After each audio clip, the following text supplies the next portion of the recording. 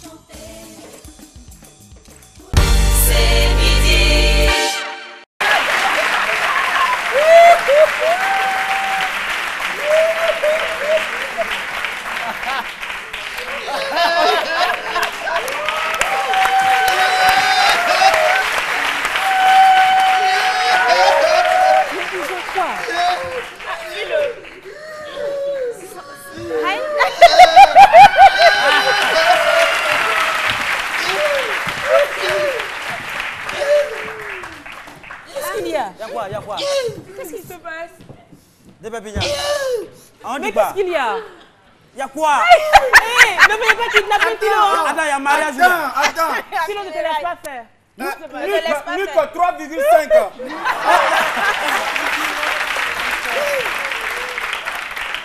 Menton. Toi, tu le mets 5.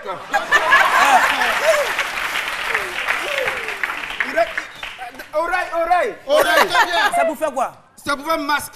Bon, c'est pas la peine. C'est pas la peine.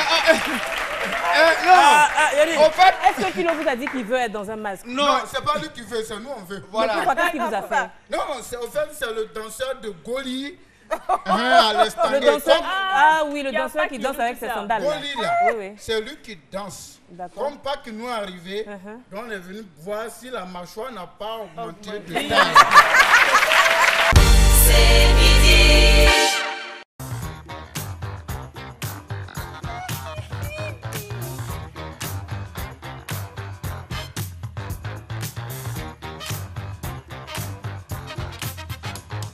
Bonjour mademoiselle Grace Georgina. Bonjour. Vous allez nous expliquer un peu ce que votre collaborateur vient de faire? Bon, là, on a un appareil qui s'adapte au robinet. D'accord. C'est un appareil qu'on fixe au robinet qui nous permet d'éviter les gemmes croisées. Vous savez que les microbes sont surtout dans les salles d'eau. C'est là que nous prenons les microbes. Nous venons dans les toilettes pour laisser les microbes et en même temps, on les récupère. Le robinet manuel, vous venez, vous allez toucher, le manipuler.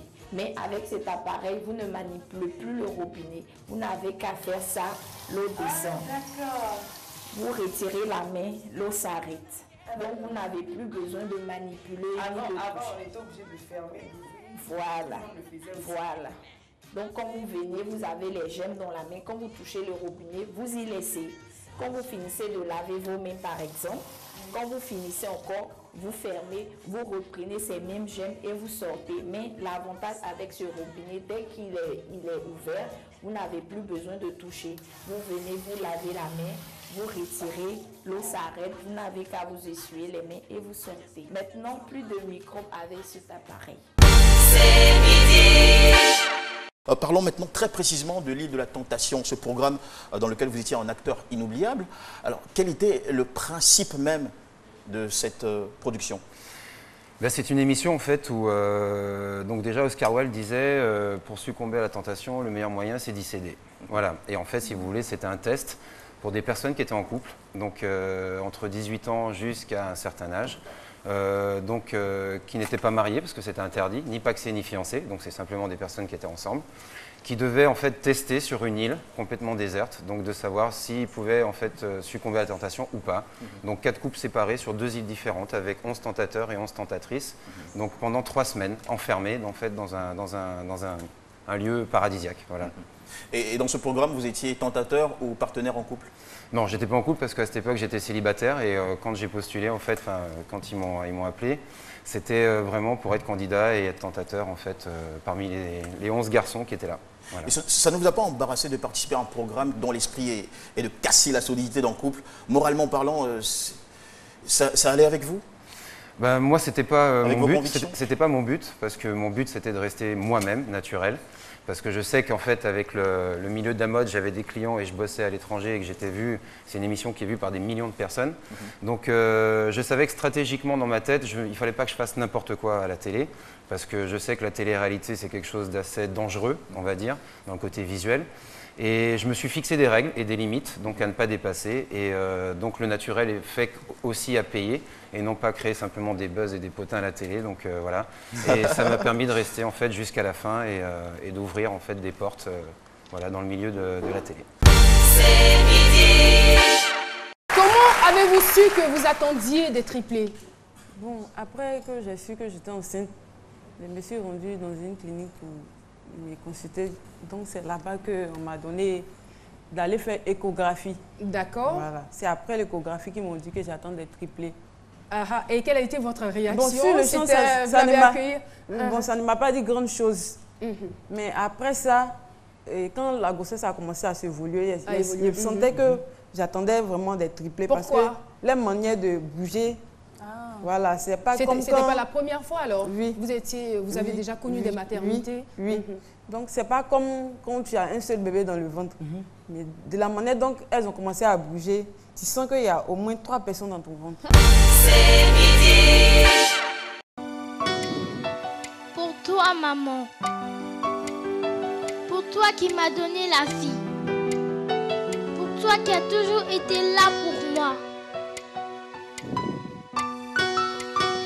Pour toi qui t'es toujours battu pour moi.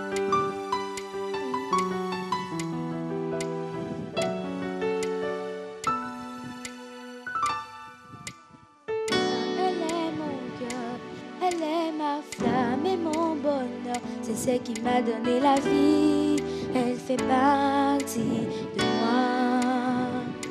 Elle est mon sang, elle est mes yeux, elle est mon ange le plus précieux. C'est celle qui m'a donné la vie, elle fait partie de moi.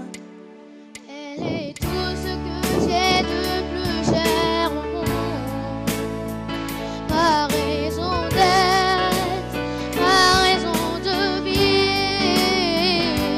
Près d'elle je serai jusqu'à la dernière seconde. C'est elle que j'aime, elle est ma vie.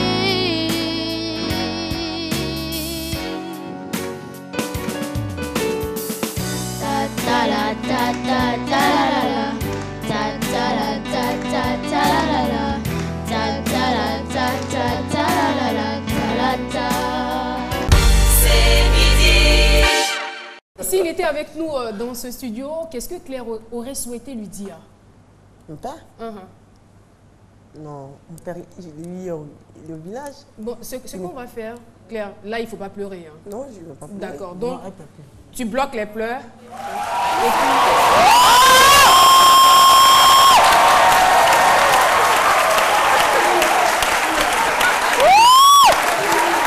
C'est midi, c'est midi, c'est midi, c'est midi, c'est midi. Inoubliable. Des instants inoubliables, des instants qui marquent. Et c'est nulle part ailleurs, c'est sur RTI 1 que ça se passe. Monsieur Bailly Beaubois Chambert est avec nous. Il est venu, il n'a pas voulu rester en marge de cet événement. Il a voulu venir auprès de sa fille. Mais je l'ai eu hier. Oui, bien sûr, tu l'as eu hier. Il est arrivé aujourd'hui de Daloa. Oui. Elle est étonnée, quoi. Papa, bonjour. Rapprochez-vous, s'il vous plaît. Alors, Claire, papa est là. Il faut arrêter de pleurer comme une madeleine et puis dire à papa ce que tu avais envie de lui dire. Papa, écoute. Oh mon Dieu. Ah non. C'est midi.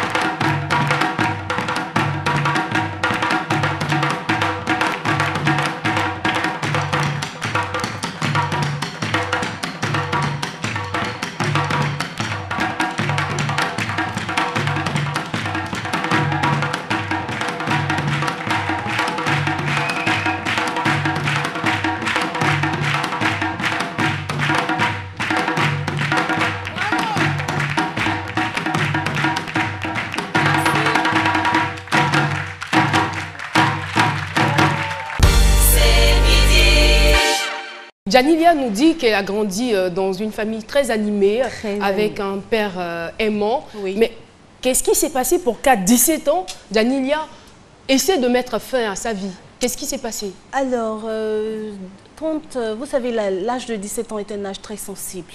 C'est un âge qu'on ne peut pas cerner, où on ne peut pas cerner l'esprit de l'adolescent. Et on ne sait pas exactement ce qui se passe dans la tête.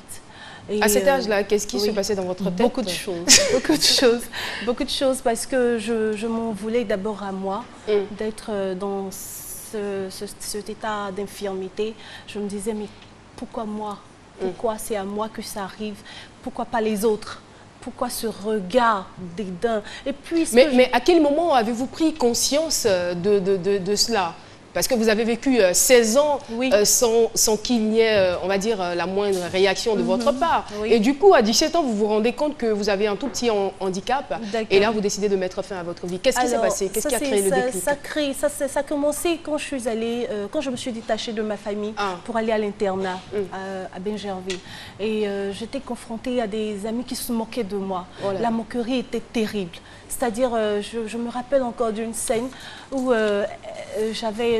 l'éducatrice est arrivée et puis elle a sélectionné des filles et je faisais partie.